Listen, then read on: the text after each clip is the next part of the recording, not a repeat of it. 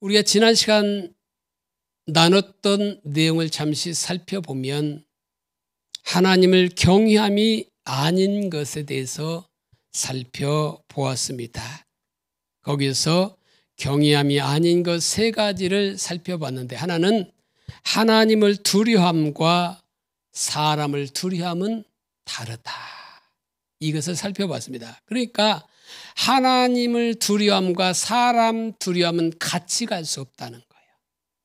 그러니까 하나님을 두려워하려면 사람을 두려워하는 것이 내려져야 되고, 사람 두려워하는 것을 내가 가지고 있으면 결국은 하나님을 멸시하는 자리에 있게 된다는 거예요. 그렇기 때문에 우리는 바로 하나님을 두려워하기 위해서는, 하나님을 경외하기 위해서는 반드시 사람을 두려워하는 것이 내려져야만 된다는 거죠. 또한 경외함이 아닌 것 두 번째는 귀신이 가져다 드는 두려움을 말합니다. 그러니까 하나님이 우리에게 주시는 것은 의와 평강과 희락이지만, 귀신은 우리에게 두려움을 주셔서 하나님과의 관계 속에서 멀어지게 만드는 거죠. 귀신은 그저 하나님을 심판주로 이렇게 우리에게 가져져서 하나님은 두려운 분, 무서운 분으로 생각하게 되는데, 이것도 하나님을 경외함이 아니라는 거예요.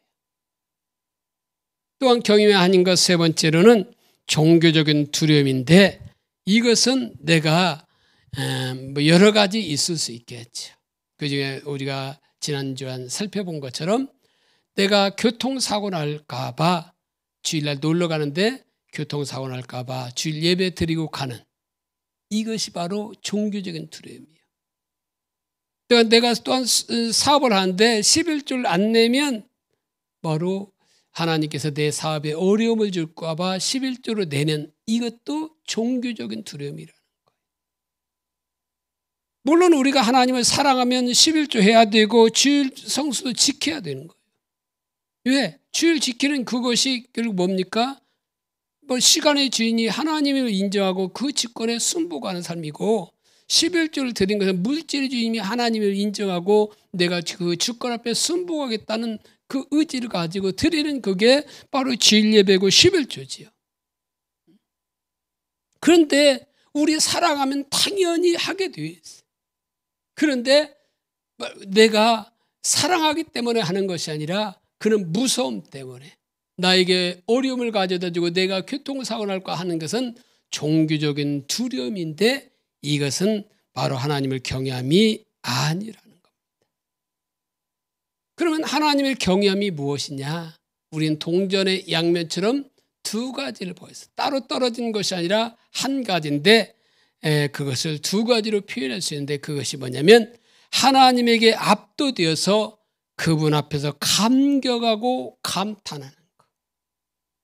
그러기에 영광이 하나님이 너무 소중하기에 하나님을 사모하고 하나님을 가까이 하는 것을 방해하는 그 요소들을 버리는 자세.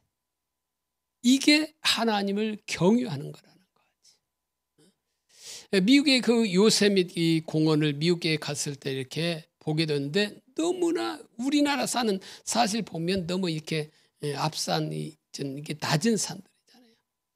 그러면 아주 거기는 정말로 나무도 이렇게 보면 오래된 그 실리콘밸리에서 12시간 차로 끌고 가서 보았잖아요. 그 연수했을 때 가서 보았는데 너무나 아름다운 거예요. 너무나 좋은 거예요. 그러니까 그런 것을 볼 때 하고 감탄하는 것처럼, 결국 하나님의 그 성품을 할 때 너무나 감격하고 감탄하게 되고, 그분이 너무나 소중하기 때문에 그 소중함을 가로막는 모든 방해 요소들을 버리는 자세가 바로 경외함이라는 거죠. 그래서 결국 그 시편 86편 11절에 보면, 여호와여 주의 도를 내게 가르치소서, 내가 주의 진리에 행하오리니 일심으로 주의 이름을 경외하게 하소서. 이것을 영어 성경에 보면 주님 내게 길을 가르쳐 주십시오. 그렇게 이게 주의 도라고 했는데 길도자를 써서 주의 도를 말하는 겁니다. 길거리 가다 본 도를 아십니까? 이는 도를 말하는 게 아니라 주의 길을 말하는 거죠. 주의 길을 내게 가르쳐 달라고 기도하고 있는 거지. 왜 가르쳐 달느냐? 내가 주의 진리를 따라 걸어가겠습니다. 행하겠습니다. 이는 말이지. 그러면서 일심으로 우리는 이렇게 나왔는데 내게 나눠지지 않는 마음을 주세요. 그리고 주의 이름을 경외하도록. 그러니까 두 가지를 지금 시편 기자는 기도하고 있는데 주의 길을 가르쳐 달라는 것이고 또 하나는 나눠지지 않는 그 한 마음을 달라고 기도하고 있는 겁니다. 왜? 바로 주의 길을 따라 행하려고 주의 길을 가르쳐 달라는 것이고 또한 나눠지지 않는 마음을 가짐으로써 주를 경외하기 위해서 바로 그렇게 구하고 있는 겁니다. 결국 주를 경외하는 자는 어떤 삶을 살아가냐? 한 마음을 가지고 살아가는 거예요. 일심으로 살아가는 거예요. 나눠지지 않는 마음으로 살아가는 그것을 말하고 있는데 바로 하나님을 경외하는 자는 나눠지지 않는 마음으로서 하나님을 사랑하게 되고 하나님의 길을 따라 걷는, 다시 말하면 하나님과 동행하는 삶을 살아간다는 의미인 거예요. 그러기 위해서는 우리에게 필요한 자세가 뭐냐? 거룩한 불만족이에요. 그러니까 거룩한 불만족을 우리는 뭐라고 할 수 있느냐? 존 메가더가 잘 말하고 있어요. 그분이 뭐라고 말했냐? 우리는 단지 의의 부스러기를 구하고 있는 것이 아닙니다. 어떤 부스러기를 구하는 것이 아니죠. 하나님께 나오는 어떤 부스러기를 구하는 것이 아니라는 거죠. 우리는 의의 전부, 그리스도처럼 되기 위해 필요한 모든 의를 구하고 있는 것입니다. 우리는 결코 만족할 수 없습니다. 하나님의 은혜로 아무리 많은 의를 갖고 있다 하더라도 우리가 모든 의를 가지고 있는 것은 아니지 않습니까? 우리는 의의 한 부분만으로는 결코 만족할 수 없습니다. 예수님께서 의를 소유하기보다는 의에 줄이고 목말라 하라고 권면하신 것이 저의 지위를 끕니다. 유대인들은 이렇게 말했을 것입니다. 그게 바로 우리야. 우리는 모든 의를 소유하고 있거든. 예수님은 그런 생각을 질책하셨습니다. 예수님은 의를 갖고 있다고 생각하는 사람들은 복이 없고 의를 갖고 있지 못하는 것을 아는 사람들이 복이 있다고 말씀하셨습니다. 여러분이 의롭다고 생각하는 순간 여러분은 그 어느 때보다 가장 절망적입니다. 하나님이 줄이고 목마른 자를 축복하시는 것은 그들이 늘 더 많은 걸 원하도록 하시기 위함입니다. 어떤 사람들이 이걸 지상의 어떤 신에도 만족하게 할 수 없는 목마름, 그리스도를 먹고 살지 않으면 죽을 수밖에 없는 그런 굶주림이라고 불렀습니다. 저는 이걸 거룩한 불만족이라고 부릅니다.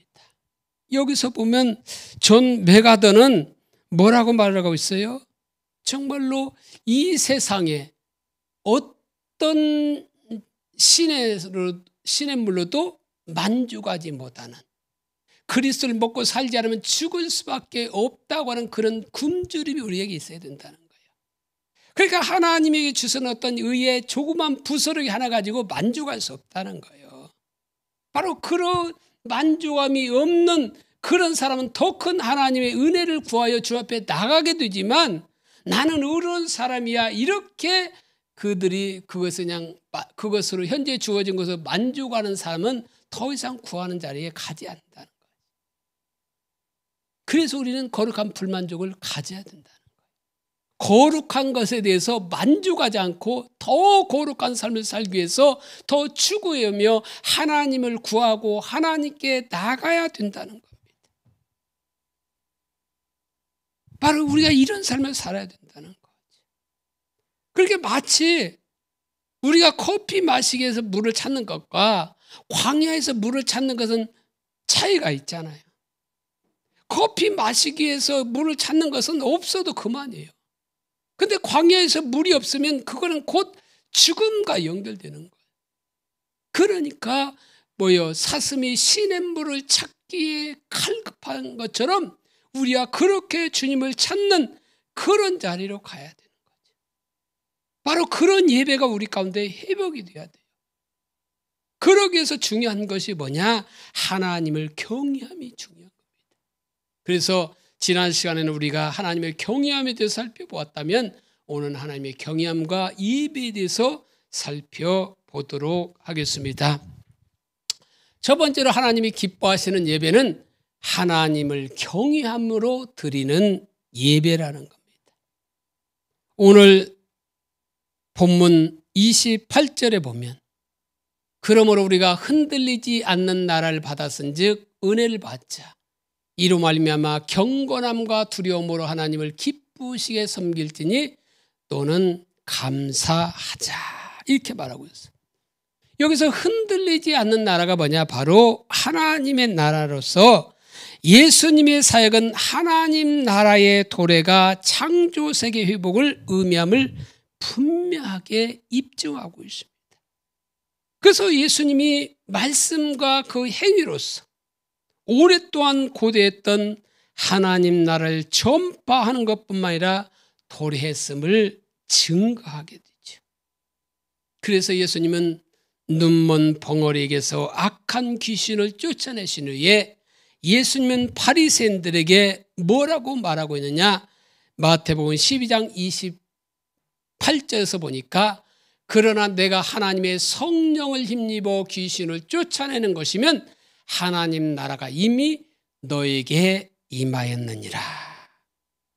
그러니까 예수님이 베푸신 기적은 왕국의 도래에 관한 자신의 가르침이 진실임을 증거일 뿐만 아니라 다시 말하면 하나님의 그 메시지를 증거했는데 하나님 나라의 메시지를 증거했는데 그것이 실제 진실임을 증거하는 것이고 또한 뭐냐? 하나님 나라의 도래에 대한 실증을 말하는 실제적인 증거라는 거예요.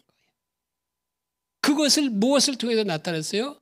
바로 귀신을 쫓아내는 것, 성령을 힘입어 귀신을 쫓아내는 그 사건이 바로 그 예수님의 하나님 나라가 도래한 증거고 예수님께서 말씀하신 것이 실제라는 것을 말해주고 있다는 거예요. 그래서 예수님의 기적은 창조 세계가 죄와 악의 사슬에서 해방되어서 하나님이 본래 의도하신 피조물의 삶으로 복귀하는 것임을 보여주는 겁니다. 그래서 누가복음 13장에 예수님께서 18년간 귀신 들려 앓으며 허리 굽혀 몸을 펼 수 없는 그 여인에게 여자여 내가 내 병에서 놓였다고 하자 즉시 그 여인이 바로 일어서게 됩니다. 바로 이게 뭐냐? 하나님 나라가 도래했음을 실증하는 사건이라는 거예요. 그러니까 예수님이 메시지의 핵심은 뭐냐? 하나님 나라의 메시지를 증거한 겁니다. 그리고 그 메시지가 하나님 나라가 이 땅에 도래했음을 보여주는 사건들이 귀신을 쫓아낸 사건이에요. 여러 가지 있지만 그중에 가장 극치라고 하는 바로 귀신을 쫓아낸 사건이 하나님 나라가 이미 너희 가운데 임했음을 보여주는 사건이라는 거예요. 어떤 사람은 성경에 귀신 얘기 어디 있느냐 이렇게 말하고 있는데 그들이 편견 때문에 보지 못하고 있어요. 그러니까 우리가 수로 개념이라는 말이 있어요. 수로 개념. 물은 항상 흐르는 곳으로 흐르게 되어 있어요. 그런 것처럼 우리가 이 성경을 읽을 때는 이게 줄 쳐놓고 이게 많은 사람들이 보잖아요. 줄 치고 거기다 형광펜을 치려고 해서 보면 사람들이 어떤 것만 보냐? 그 들을만만 보는 거예요. 자기 좋아하는 그 구절만 보게 되는 거예요. 그러면 귀신 얘기는 들려오지 않는 거죠. 그런데 성경은 분명히 귀신에 대해서 말하고 있고 성령에 힘입어 귀신을 쫓아내면 하나님 나라가 너에게 임하였다고 말함으로써 하나님의 도래하는 실제적인 사건이 바로 임했다고 하는 예수님의 말씀과 예수님의 그 행위를 통해서 그들에게 보여주고 있다는 겁니다. 그러니까 진정한 그리스도의 인격 안에서 하나님 나라가 이미 현존해 있는 겁니다. 그래서 바리새인들이 하나님 나라가 언제 임할는지 물었을 때 예수님께서는 뭐라고 말합니까? 누가복음 17장 21절에서 또 여기 있다 저기 있다고도 못하리니 하나님 나라는 너희 안에 있느니라 이렇게 말하고 있어요. 여기서 너희 안에 있느니라 할 때 이 안에는 그 엔토스, 원어로 엔토스인데 이거는 유대인보다 어몽을 에 가깝다는 거야. 그래서 이거는 유대인은 뭡니까? 아내라는 뜻이고 그 어몽은 가운데라는 뜻을 가지고 있어요. 그러니까 예수님의 말씀은 무엇을 말하냐? 하나님의 나라가 마음속이나 너희 사이가 아니라 바로 바리새인들 가운데 있는 예수님을 통해서 임했다는 거예요. 그러니까 지금 예수님이 서 계실 때 그 주위에 누가 있었어요? 지금 바리새인들이 있었다는 거죠. 그러면서 예수님께 하나님 나라가 언제 임할는지 물어보자 하나님 나라는 여기 있다 저기 있다 못하리니 하나님 나라는 너희 안에 있는 바로 나를 통해서 임한다는 이 뜻을 말해주고 있다는 거죠. 그러니까 하나님 나라의 도래는 아직 완료된 실제가 아님을 가르쳤어요. 그러니까 여기서 무엇을 볼 수 있냐? 이미와 아직의 개념이 있는 거예요. 그러니까 이미 아직의 두 국면이 그리스도의 초림과 재림 사이의 중간기를 특징되는 거예요. 그러니까 우리는 예수님의 초림과 재림 사이 중간기 우리에 살고 있잖아요. 바로 이 중간기는 하나님 나라의 그 두 국면이 있는 거예요. 이미와 아직의 두 국면이 있다는 거예요. 그러니까 예수님의 초림은 창조세계 안에 그분의 발판을 세운 사건이라고 한다면 예수님의 재림은 그분의 주권의 완전한 승리를 실현하는 거라는 거죠. 그런데 그 중간기, 바로 초림과 재림의 그 중간기에 사는 그 종들은 모든 곳에서 하나님의 주권을 높이기 위해서 부름을 받았다는 거죠. 그래서 이런 나라를 받았은 즉 은혜를 받자고 말하고 있어요. 그래서 히브리서 12장 28절 전반절에 그러므로 우리가 흔들리지 않는 나라를 받았은 즉 은혜를 받자 이렇게 말하고 있는데 여기서 은혜를 받자라는 말은 앵코멘 카린입니다. 원어로 이것이 뭐냐? 은혜를 붙잡자는 거예요. 은혜를 굳게 붙잡으라는 거예요. 그래서 이 말은 결국 새 언약 안에 있는 그리스도인들이 흔들리지 말아야 될 것을 흔들리지 말아야 되는데 하나님의 나라를 선물로 받았기 때문에 그리스도인들은 흔들리지 말라고 말하고 있어요. 그러면서 하나님 나라를 받았기 때문에 배교나 은혜를 거부하지 말고 오직 은혜를 굳게 붙잡으라는 거예요. 그래서 그럼으로써 결국 이로 말미암아 경건함과 두려움으로 하나님을 기쁘시게 섬길지니. 여기서 경건함과 두려움이 뭐냐? 결국 하나님을 경외함을 말하는 거예요. 이로 말미암아 하나님을 경외함으로 하나님을 기쁘시게 섬길지니 이 말인데 하나님을 기쁘시게 섬기다 여기에서 섬기다는 말은 헬라어로 뭐냐? 나트리온이 나트리온. 히브리어 아바드를 그 헬라어로 이렇게 번역할 때는 나트리온으로 이렇게 번역하게 되는 거죠. 근데 이 아바드란 뜻이 섬기다, 봉사하다 이런 뜻을 가지고 있는데 이것은 유대인들의 공적 예배에 사용되는 겁니다. 사실 이 히브리어 아바드는 이 두 가지로 이렇게 해석할 수 있어요. 그래서 아바드를 인간관계와 언급할 때는 둘료를 사용해요. 둘료. 그래서 노예가 되다, 섬기다, 봉사다 할 때 둘료를 쓰고, 이 아바드를 하나님께 대한 봉사를 언급할 때는 바로 나트리온을 쓰고 있다는 거죠.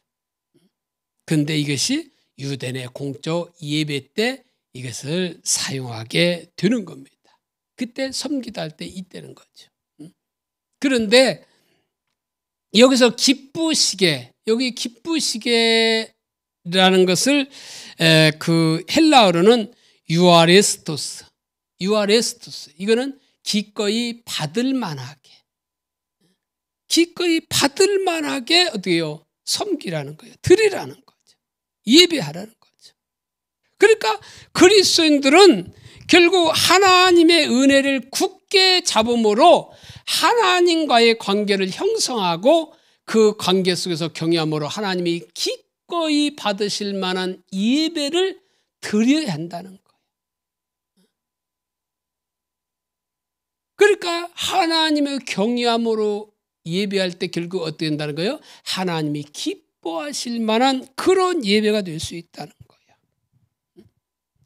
그러니까 이것이 바로 하나님이 기뻐하시는 예배고, 이것이 바로 하나님이 받으시는 참된 예배가 바로 하나님의 경외함으로 드리는 얘기라는 거예요. 그러니까 하나님을 경외함으로 드리는 예배는 바로 드려도 되고 안 드려도 되는 것이 아니라 반드시 우리가 드려야 되는 거예요. 예, 그래야 하나님이 기쁘시게 받기 때문에 그러는 거죠. 그렇기 때문에 결국 신약 시대에 사는 우리들도 당연히 하나님을 경외함으로 예배를 해야 된다는 거예요. 이게 중요한 거죠. 그런데 더 한 가지 알아야 될 것은 뭐냐? 이 구절이 하나님의 부흥과 관련해서 아주 중요하다는 거예요. 히브리서 12장 26절 전반절에 보면 그때 소리가 땅을 진동하였거니와. 여기서 그때가 언제를 말하냐? 그때는 바로 출애굽 시대의 시내산에서 어떻게 해요? 하나님이 바로 임재했을 때 그때를 말하는, 그때는 어떻게 해요? 소리가 땅을 진동하였어요. 그러니까 하나님이 영광으로 임하셔서 육성으로 말씀하실 때 백성들은 두려워서 모세를 통해서 말씀해 달라고요. 왜? 그때 시내산 소리가 나서 땅을 진동하니까, 땅을 흔들리니까 백성들은 두려워서 모세를 통해서 말씀해 달라고 요청하죠. 그러면서 하나님의 영광이 임할 때 흔들릴 만한 것은 흔들리게 되어 있다는 거예요. 여기서 진동하였거니와 이 말은 다른 말로는 흔들렸거니와 이 말인 거예요. 그러니까 그러면서 우리들은 뭐요? 흔들리지 않는 나라를 받았다고 말하고 있어요. 이제는 약속하여 이르되 내가 또 한 번 땅만 아니라 하늘도 진동하리라 했느니라. 그러니까 이제는 바로 그 전에는 출애굽 시내산에서는 땅만 흔들렸다면 이제는 뭐예요? 앞으로는 그 하나님께서 땅만이 아니라 하늘도 흔들릴 거라는 거예요. 근데 이 말씀은 어디에서 나오는 거냐? 구약 학개서 2장에 약속된 말씀. 학개서 2장 6절로 9절에 보면 만군의 여호와가 이같이 말하노라. 조금 있으면 내가 하늘과 땅과 바다와 육지를 진동시킬 것이요. 다시 말해 흔들 거라는 거죠. 또한 모든 나라를 진동시킬 것이며 모든 나라의 보배가 이르니 내가 이 성전의 영광이 충만하게 하리라. 만군의 여호와의 말이니라. 은도 내 것이요 금도 내 것이니라. 만군의 여호와 말이니라. 이 성전의 낮은 영광이 이전 영광보다 크리라. 만군의 여호와의 말이니라. 내가 이곳에 평강을 주리라. 만군의 여호와의 말이니라. 여기 보면 하나님이 영광으로 임하실 것과 관련이 있어요. 이게 하나님의 부흥과도 관련이 있는 구절이라는 거예요. 물론 가장 큰 부흥은 예수님이 오시는 거예요. 그때 어떤 일이 일어나냐? 흔들릴 만한 모든 것이 다 흔들린다는 말이에요. 사실 요즘처럼 모든 것이 흔들리는 시대는 없어요. 그러니까 우리는 바짝 깨어 있어야 돼요. 그래서 마태복음 24장에 보면 말세의 징조에 대해서 말하면서 그때는 처처의 기인과 지진이 있겠다고 말하고 있잖아요. 이런 것처럼 바로 그 지진만 해도 오늘날 너무나 많이 발생하는 걸 보게 돼요. 우리나라마도 예외는 아니잖아요. 그런데 다나 같은 경우는 진도 7.0 이상은 자주 있는 것을 보게 돼요. 이게 뭐예요? 지금 흔들고 있는 거예요.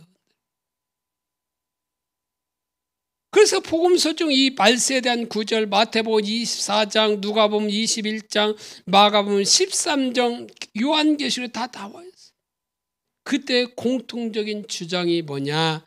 주님이 임하실 때 흔들 만한 모든 것을 다 흔들어 버리신다. 그 이유가 뭐냐? 흔들리지 않는 나라를 세우기라는 거예요. 그러면서 하나님이 영광으로 임할 거라고 말씀하고 있는 거죠.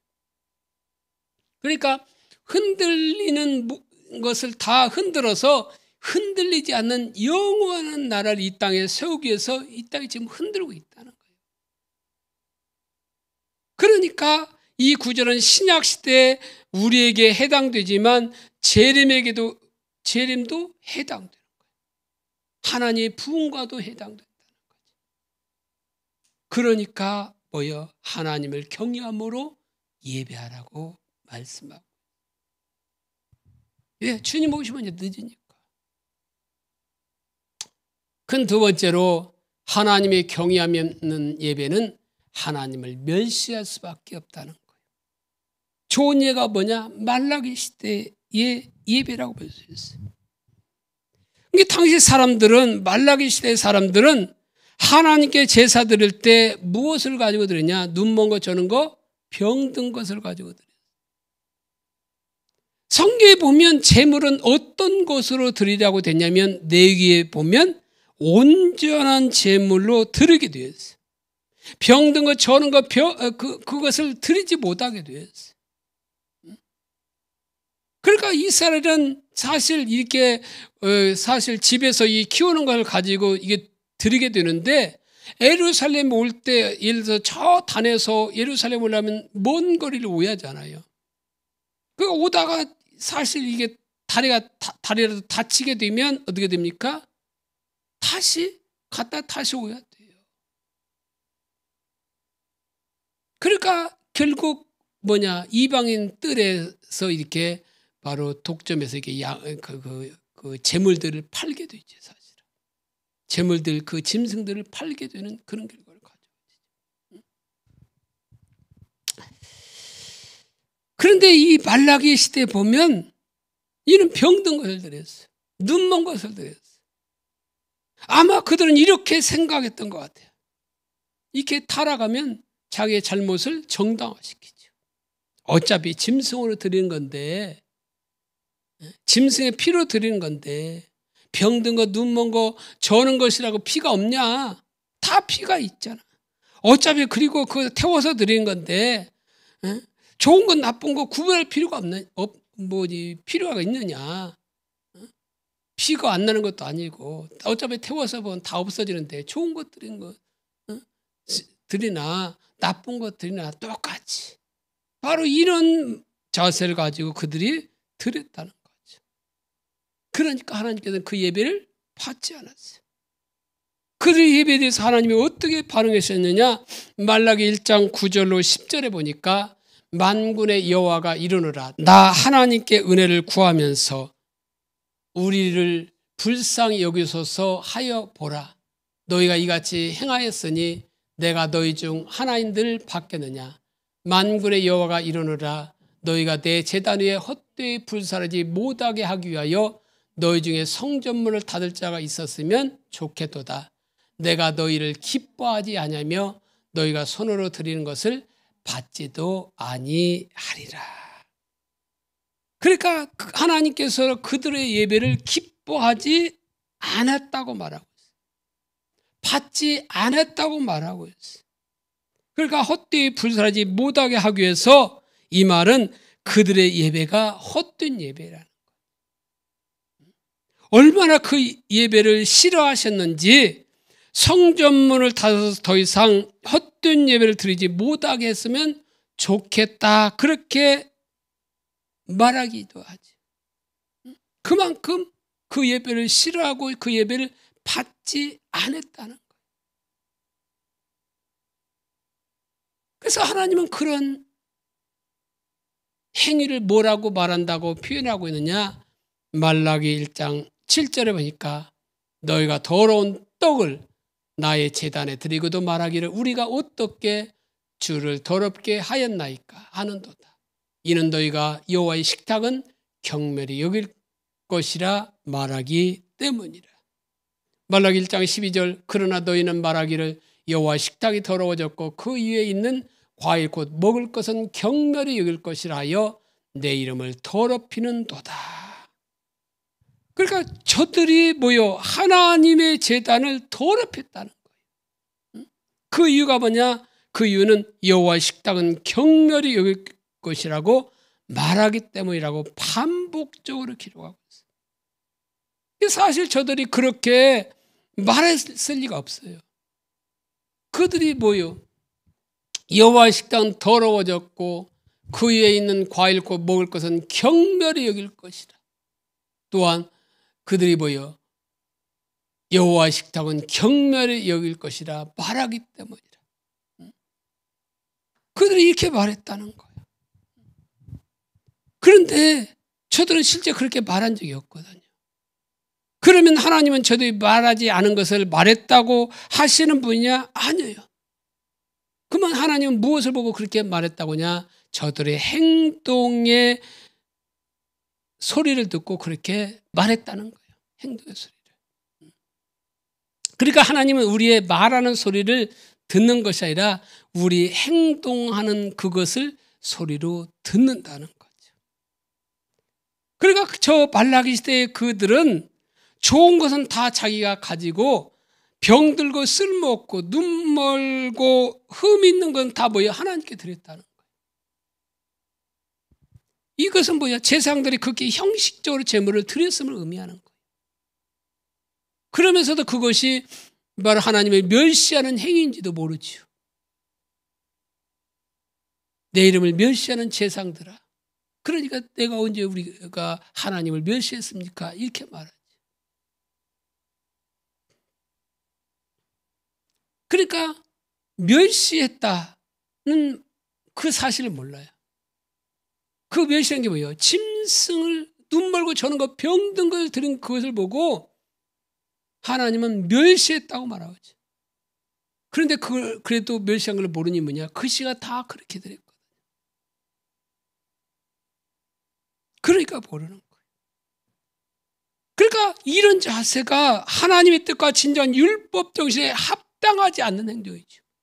눈먼 것, 저는 것, 병든 것을 드린 것이 아니라 온전한 흠없는 것으로 드리라고 했는데 바로 이것이 흠없는 걸 드리라는 그 하나님의 뜻과 율법 정신에 합당하지 않는 행동으로서 하나님은 여호와 식탁을 경멸히 여길 것이라고 말했다는 거예요. 이것을 보여 성경의 관점이 이해되는 거예요. 그러니까 다시 말하면 그들이 눈 멀고 병들고 저는 것 드리는 그것을 보고 여호와 식탁을 경멸히 여길 것이라 말했다고 이게 표현하고 있는 거예요.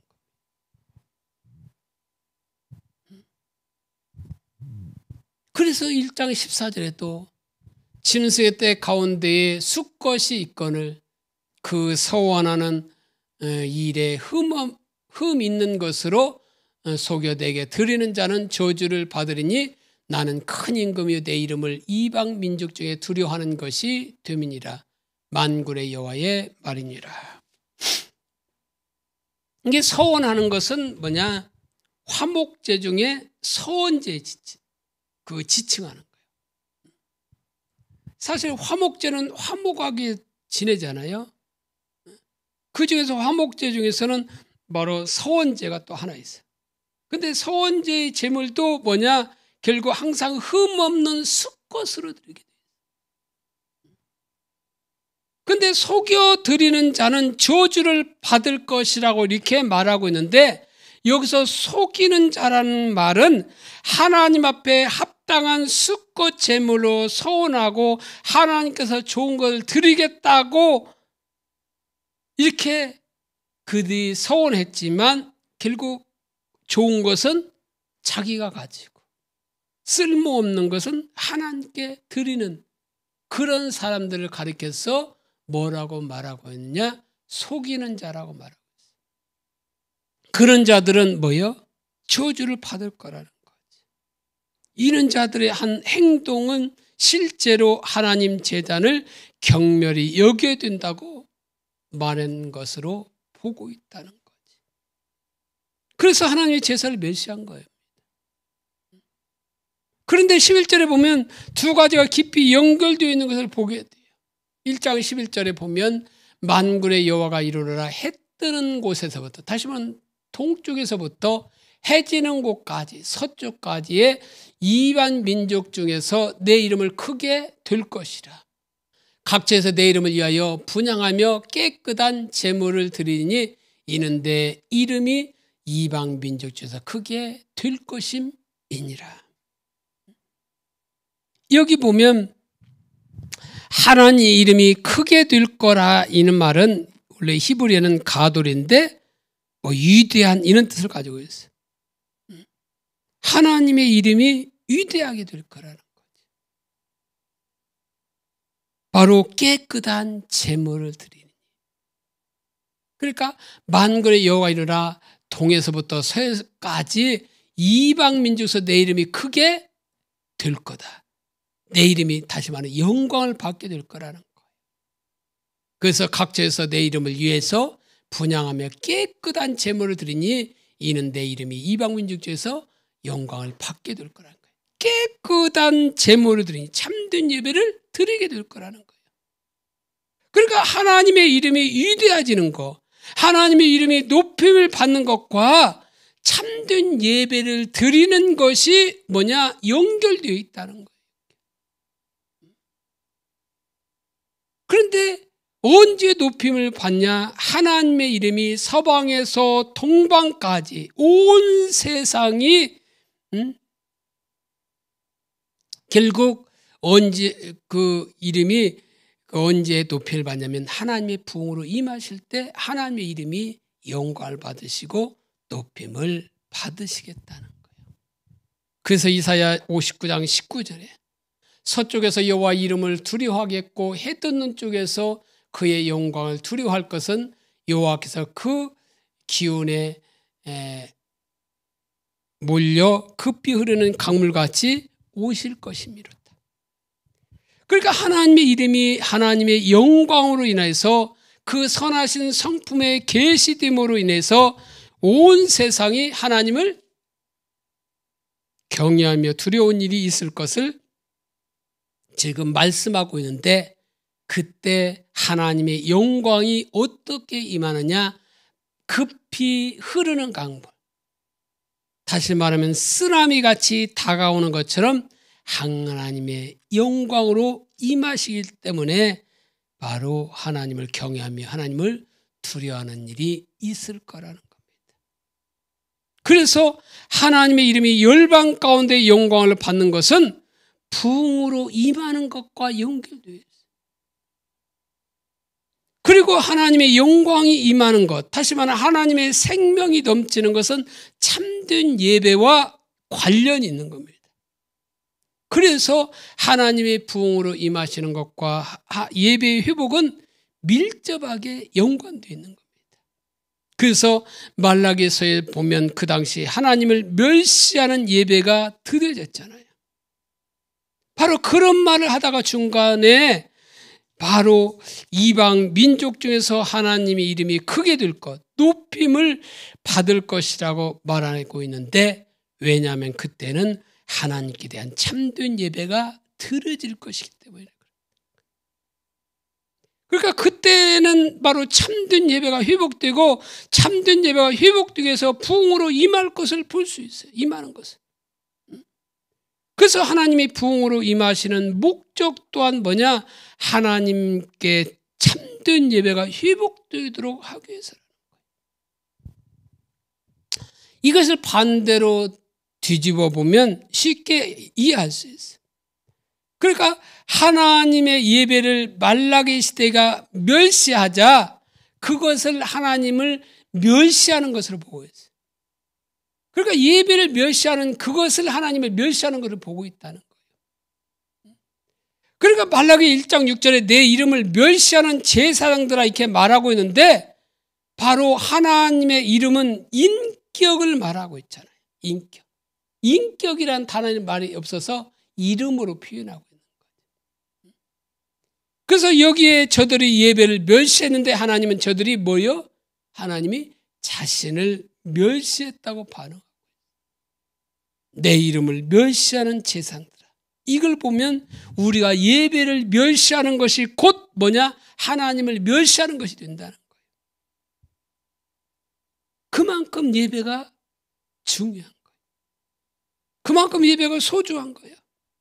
그런데 말라기 시대나 오늘 이 시대 보면 예배가 너무나 심각한 상황에 처해 있다는 거죠. 예배의 회복의 필요성을 느끼고 있다는 거죠. 그래서 말라기 시대 제사장들이 타락한 예배를 들음으로 하나님을 멸시했는데 그 근본 원인이 무엇이냐면 병든 것, 저는 것을 드리는 그것은 열매에 불과하다는 거예요. 왜냐하면 다른 모양으로 얼마든지 나타날 수 있는 겁니다. 바로 이스라엘 시대는 살찐 것, 좋은 것으로 드렸어요. 그런데도 저들은 똑같이 뭐요? 하나님을 멸시하는 자리에 있었던 거죠. 그러니 여기서 말하는 병든 것, 저는 것은 바로 하나님을 멸시한 그 열매에 불과한 거죠. 그러면 그 근본적인 문제가 뭐냐? 그들의 중심의 문제라는 거죠. 바로 그들의 중심에 하나님을 경외함이 없었던 거예요. 하나님을 경외 없으니까 결국 저는 그 병든 것을 드림으로 바로 하나님의 멸시한 자리에 있는 거죠. 그래서 말라기 1장 6절에 내 이름을 멸시하는 제사장들아 나 만군의 여호와가 너에게 이르기를 이들은 그 아버지를 아들은 그 아버지를 종은 그 주인을 공경하나니 내가 아버지일진데 나를 공경함이 어디 있느냐 내가 주인일진데 나를 두려움이 어디 있느냐 하나 너희는 이르기를 우리가 어떻게 주 이름을 멸시하였나이까 하는도다. 그러니까 그들은 흔히 우리가 하는 것처럼 하나님을 뭐라고 말하고 있어요? 아버지라고 표현했어요. 그리고 하나님을 주님이라고 이렇게 불렀던 것 같아요.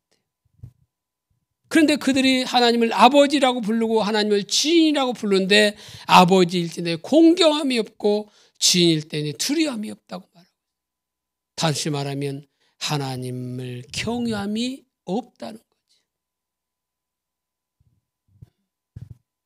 그러니까 하나님의 경외함이 없으니까 결국 그들이 드리는 예배를 멸시하는 자리에 있다는 거지.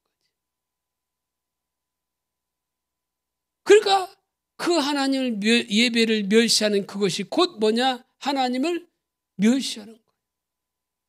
이게 심각한 거예요. 예배를 멸시한 것이 하나님을 멸시한 거예요. 물론 여기만이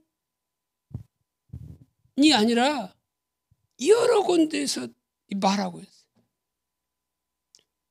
그 사무엘상 2장 12절 17절에 보면 엘리 제사장이 예언하고 엘리 아들들은 행실이 나빠 여호와를 알지 못하더라.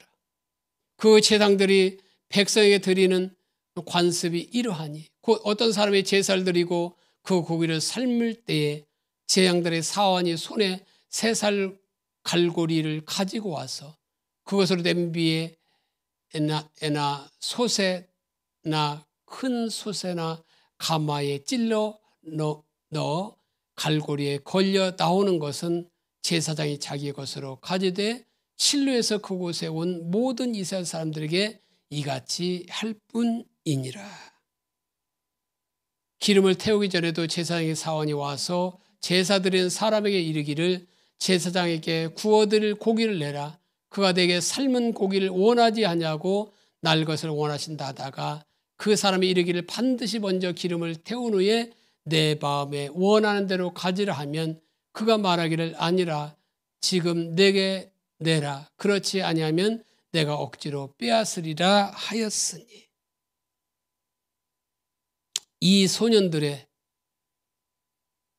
죄가 여호와 앞에서 심히 크면 그들이 여호와의 제사를 멸시함이었더라.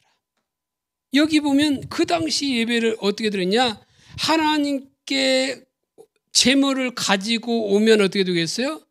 먼저 하나님께 드리게 되어 있어요.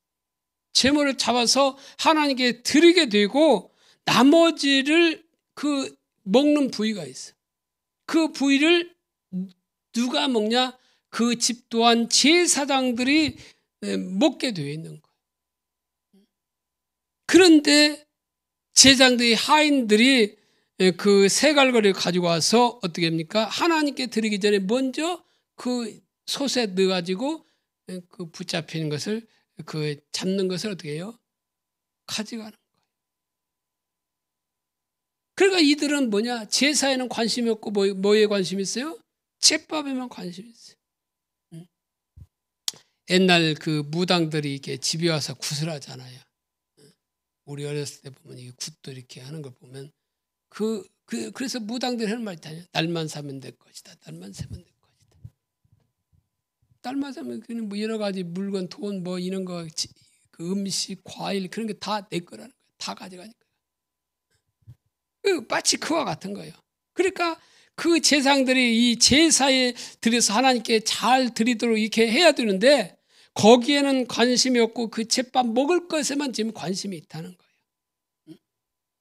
그래서 하나님이 이 소년들의 죄가 여호와 앞에 심히 크다고 하면서 그들이 여호와의 제사를 멸시했다고 말합니다. 그런데 하나님의 제사를 멸시한 가장 주된 요인이 뭐냐? 여기서 제물을 빼앗았다가 자신을 그 배를 채우는 것은 뭐요? 열매에 불과한 거예요. 말라기 시대에 눈먼 저런 거 병든 거 드리는 그것이 열매에 불과하듯이 여기서는 자신의 배를 채우는 그것은 열매에 불과하다는 거예요. 얼마든지 다른 모양으로 나타날 수 있다는 거예요. 이게 바리새인들 보면 바리새인들은 이런 짓 안 있거든요. 바리새인들은 예리 시대처럼 재물을 빼앗아다가 자신의 배를 채우는 일은 안 했거든요. 그런데도 바리새인들은 똑같이 행한 것을 보여요. 그게 뭐냐? 채찍, 예수님이 채찍을 휘두르면서 상을 얻고 소를 내쫓았잖아요. 성전 정화하면서. 그러면서 그들에게 예수님께서는 여호와의 기도하는 집을 강도의 구렐로 바꾸었다고 말하고. 그러니까 바리새인들은 이 사무엘처럼 그 제사를 드릴 때 잿밥에 관심해서 그 제물을 자기 배 채우는 그것은 안 했지만 결국 다른 모양으로 뭐냐? 기도하는 그 성전을 강도의 구례를 만드는 그렇게 만든 삶을 살았다는 거죠. 그러니까 바리새인도 똑같이 뭐예요? 하나님의 제사를 멸시했다는 거예요. 이거를 보아야 된다. 이걸 보지 않고 표면적인 것만 보면 저들은 저렇게 했으니까 우리와 다르다고 우리는 생각한다는 거예요. 왜? 우리는 그렇게 안 하니까. 그러면 근본적인 원인이 무엇이냐? 근본적인 문제가 무엇이냐? 사무엘상 2장 12절에 나와 있는 것처럼 엘리의 아들들은 행실이 나빠 여호와를 알지 못하더라. 우리가 잘 알다시피 여기서 알지 못하다는 말은 교리적인 지식을 몰랐다는 말이 아니죠. 교리적인 지식이 없었다는 말이 아니죠. 인격체신 하나님을 개인적으로 경험적으로 체험적으로 실제적으로 알지 못했다는 거예요. 사실 하나님을 알고 존재를 따라 사랑하는 그 신앙의 본질은 하나님의 경외함과 같이 가게 되어 있어요. 신앙의 본질이 하나님과 친밀한 교제 가운데 있으면 반드시 하나님의 경외함은 같이 가게 되어 있어요. 근데 저들이 바로 그 엘리의 아들들이 신앙의 본질 가운데 있지 않으니까 하나님의 경외함도 없게 되고, 그러니까 결국 그 사원들을 시켜서 바로 그 제사도 드리기 전에 어떻게 합니까? 제물을 가져가게 돼요. 하나님의 예배를 멸시하는 자를 있게 되는 거죠. 이처럼 하나님의 경외함이 없으면 결국 하나님의 그 예배를 멸시하게 되어 있어요. 그것이 바로 하나님을 멸시하는 얘기라는 거죠. 그래서 사무엘상 2장 29절 30절에 보면 또 무엇을 멸시했다고 말하고 있느냐? 너희는 어찌하여 내가 내 처소에서 명령한 내 제물과 예물을 밟으며 내 아들들을 나보다 더 중히 여겨 내 백성 이스라엘을 드리는 가장 좋은 것으로 너희들을 살찌게 하느냐?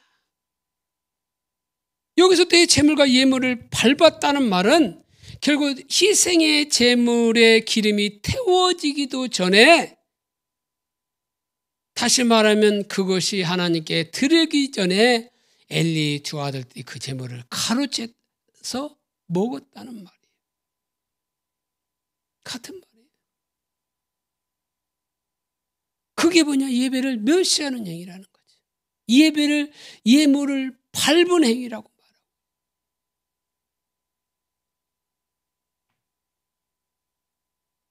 그런데 여기 보면 내 아들들을 나보다 더 중히 여겨 내 백성 이스라엘에 드리는 가장 좋은 곳으로 너희들을 살찌게 하느냐?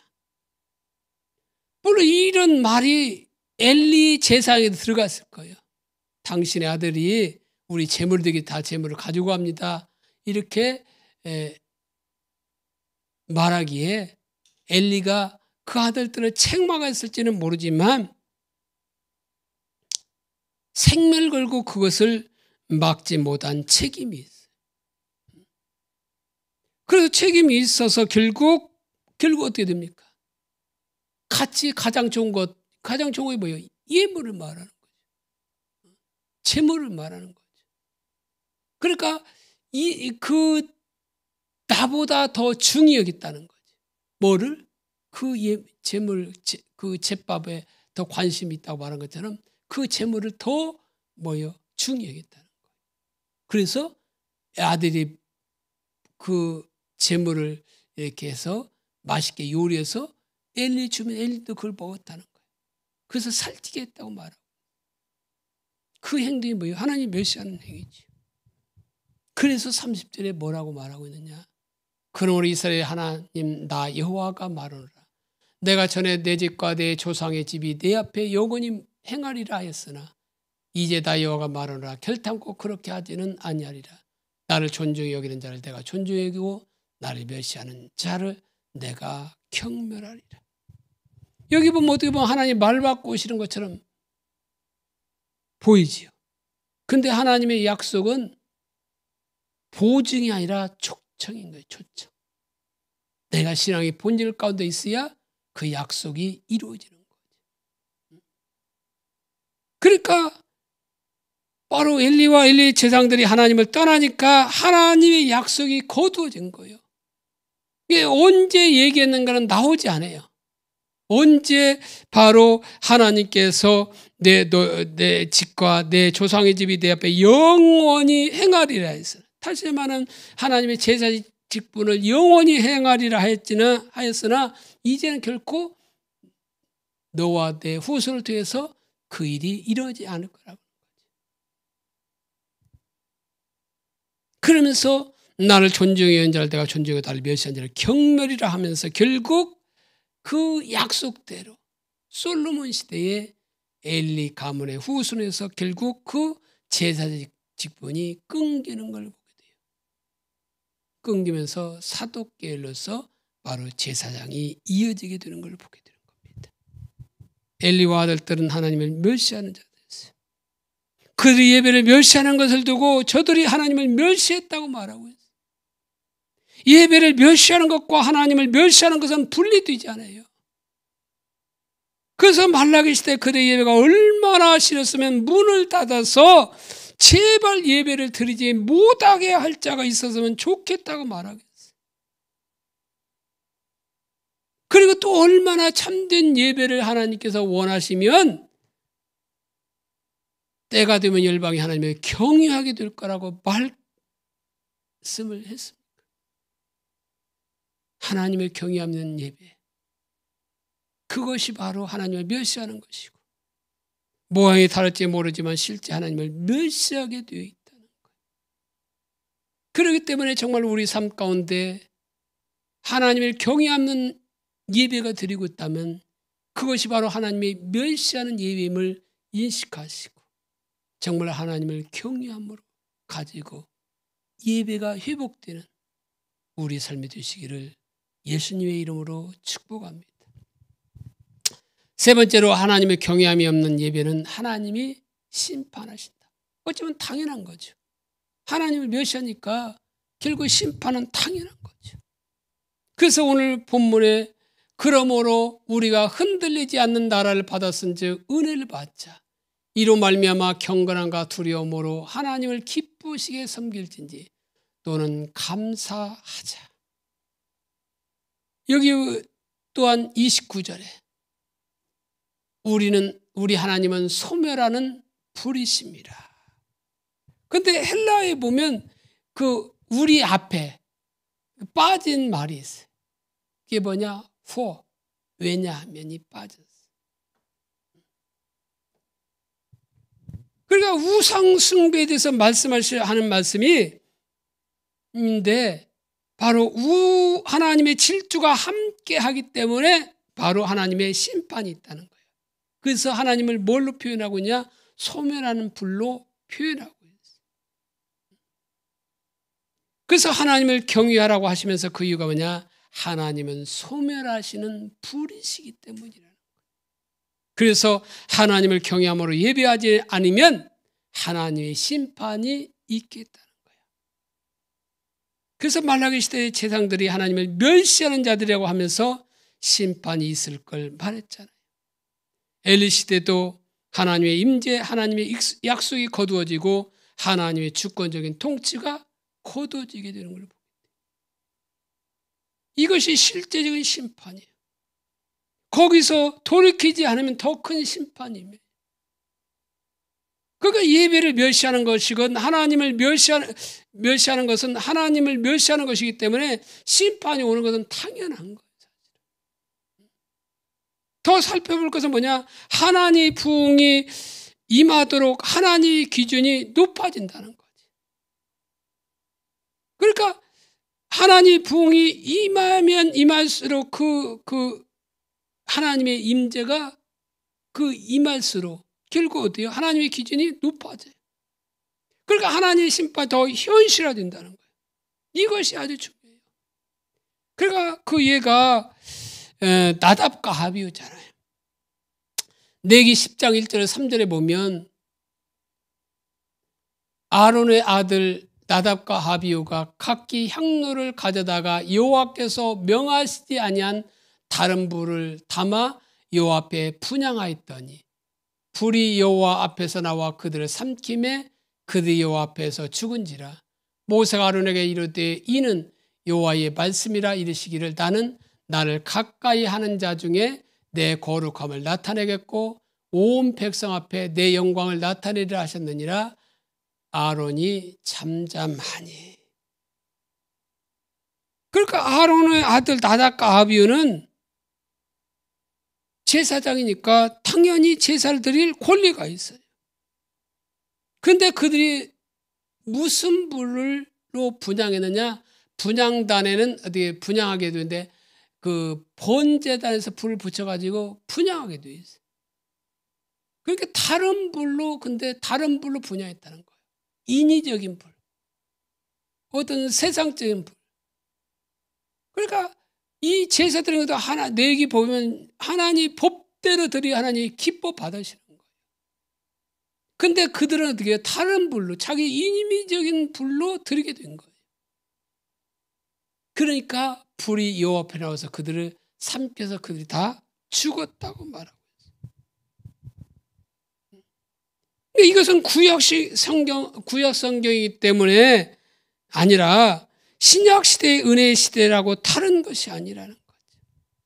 왜? 하나님은 구약이나 신약이나 똑같은 분이에요. 하나님은 어제나 오늘이나 영원토록 동일하신 분이라는 거지. 이 구절을 어떻게 이해되냐?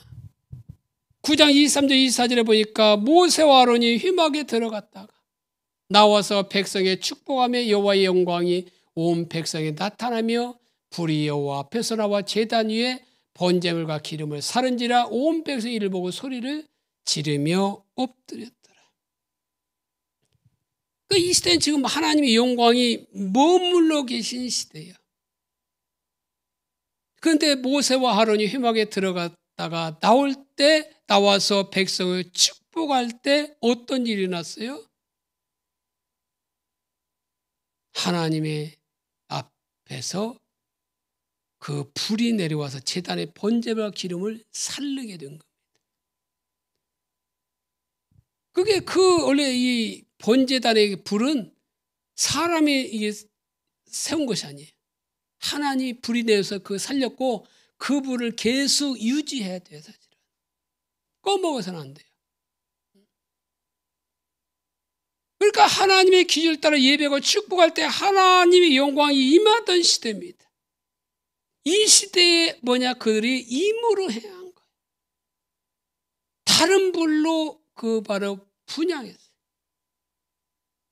이렇게 하나님의 영광으로 임하니까 나답과 아비도 자신들도 제사를 드리기 원했던 것 같아요. 어쩌면 모세와 아론이 하는 그것을 보면서 자기들도 이렇게 이런 영광이 나타나지 않을까 하면서 그렇게 부모들처럼 자신도 할 수 있다는 걸 보여주고 했을지는 몰라요. 그런데 그 이모들 한 결과 심판이 거기에 임한 거예요. 여기는 뭐예요? 하나님의 경외함이 없는 거예요. 그때 모세와 아론에게 하나님께서 말씀하시죠. 10장 9절에 보면 너와 내 자손이 회막에 들어갈 때 포도주나 독주를 마시지 말라. 그리하여 너희 죽음을 면하라. 이는 너희 대대로 지킬 영원한 규례라. 이 말씀을 보면 무엇을 추측할 수 있느냐? 나답과 아비후가 그 회막에 들어갈 때 포도주와 독주를 마셨던 것을 보게 돼요. 술에서 취했던 것을 보게 돼요. 그러니까 하나님께 예배를 드리는 것은 너무나 소중한데 이 술 취한 가운데 이무대로 세상의 방법대로 다른 불로 드렸더니 하나님이 진노하셔서 하나님이 심판하신 겁니다. 그러니까 그 시대는 하나님의 영광에 머물러 계신 시대예요. 그래서 두 아들이 죽었는데도 하나님은 말씀하잖아요. 옷을 찢는 것도 머리를 푸는 것도 성령을 떠나는 것도 허락하지 않고 만일 떠나면 그들뿐만 아니라 온 이스라엘에게 심판이 임할 것이라고 경고까지. 그 원인이 결국 뭐예요? 그 근본적인 원인이에요. 하나님의 경외함이 없는 거지. 어쩌면 신앙의 본질에 떠나 있는 상태가 있었던 거지. 구약에만 있느냐? 아니요. 신약 때도 있어요. 사도행전 5장에 보면 아나니와 삽비라가 나오는데 이들은 재산을 팔아서 일부를 숨기고 일부만 교회에 가져왔어요. 그때 베드로가 하나님을 속였다면서 왜 거짓말을 하자 즉시 죽었어요.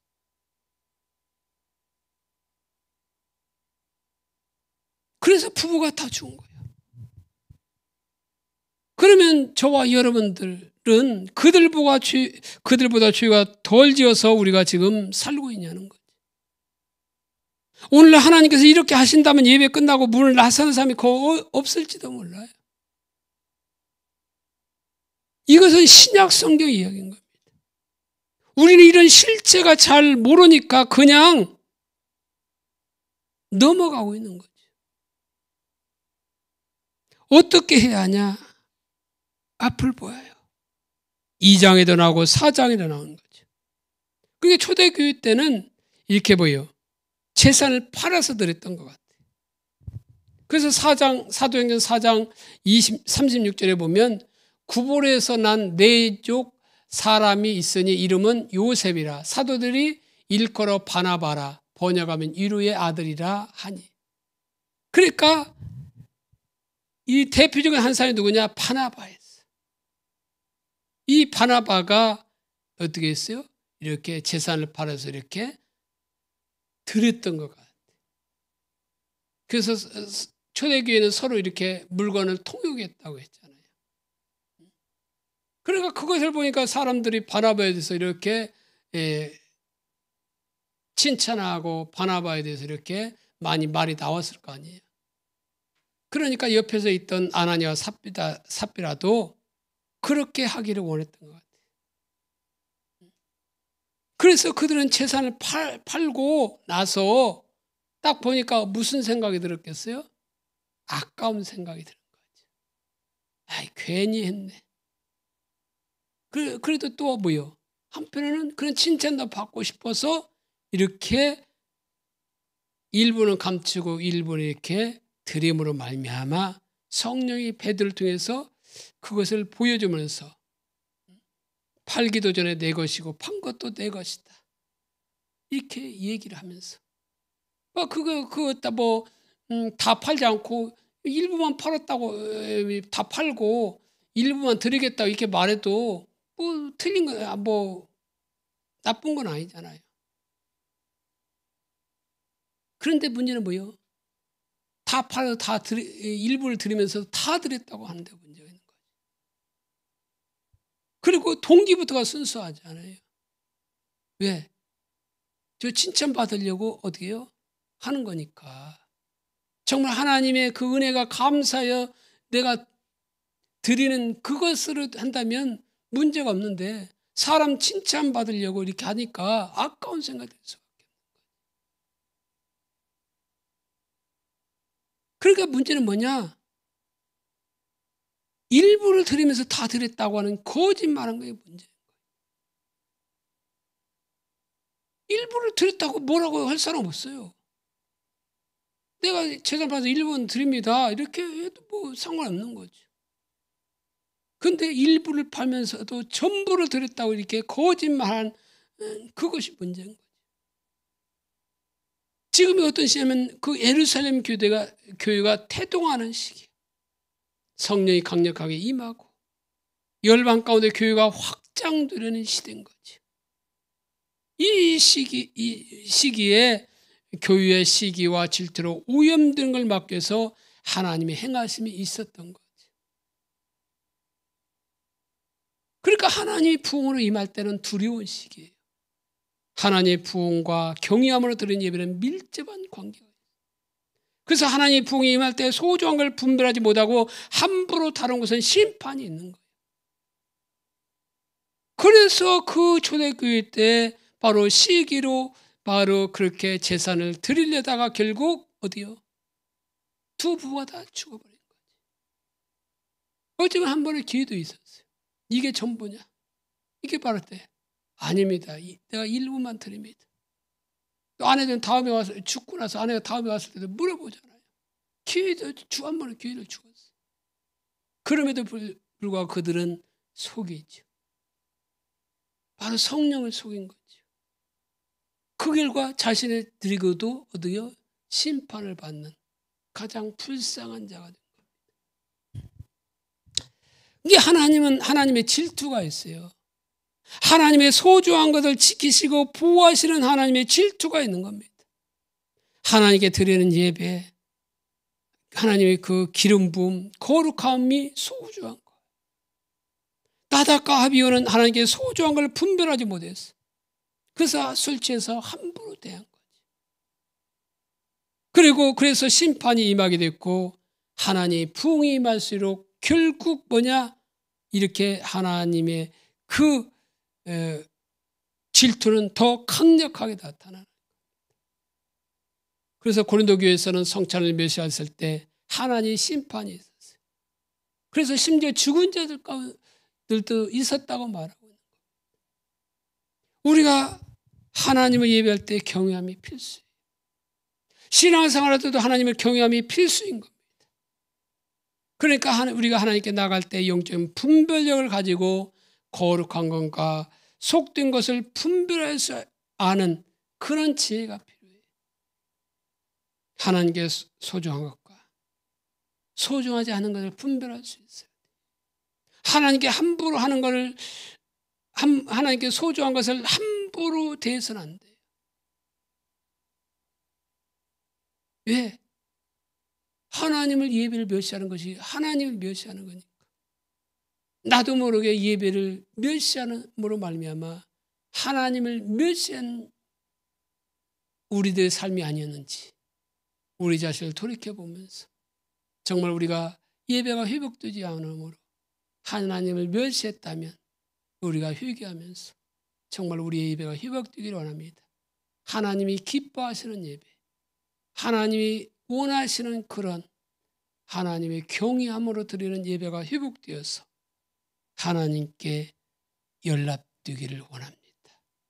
이렇게 우리가 회개하면서 정말 하나님을 경외함을 달라고, 그러기 위해서는 결국 하나님을 찾고 구하는 하나님의 친밀한 교제 가운데 그렇게 들어가서 그렇게 하나님을 경외함을 드리는 그런 예배가 될 수 있도록 절박하게 하나님을 찾고 구하는 우리 모두가 되시기를 예수님의 이름으로 축복합니다.